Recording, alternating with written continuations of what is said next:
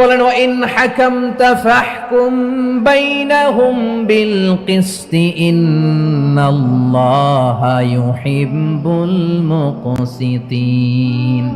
যখন তুমি বিচার করবে, বিশ্বনবীকে উদ্দেশ্য করে অ্যাড্রেস করে বললেন, নবী হে, ইহুদিরা কোনো বিষয়ে মীমাংসার জন্য যদি আপনার দরবারে আসে, যদি বিচার করতে হয়, খবরদার অবিচার করবেন না। ফয়সালা যেটা করবেন কিসতের সাথে করবেন, ন্যায় পরায়ণতার সাথে করবেন, কারণ ইন্নাল্লাহা ইউহিব্বুল মুকসিতিন, নিশ্চয় আল্লাহ রাব্বুল ইজ্জাত ন্যায় পরায়ণশীলদেরকে বড্ড ভালোবাসেন। সুবহানাল্লাহ বলেন।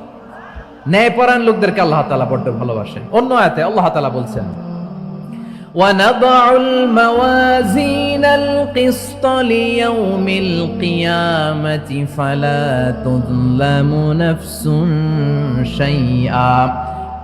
আমি কিয়ামতের দিন ন্যায়পরায়ণতার মানদণ্ড স্থাপন করব, যেটাকে আমরা মিজানের পাল্লা বলি।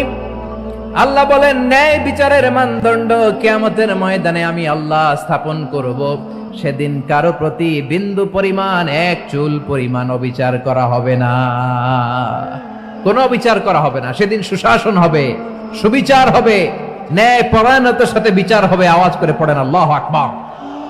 তাহলে প্রিয় ভাইরা, যে তিনটি বিষয়ে আল্লাহ তাআলা আমাদেরকে আদেশ দিয়েছেন, তার প্রথমটা হচ্ছে আদালত, ইনসাফ, সুবিচার, ন্যায় বিচার।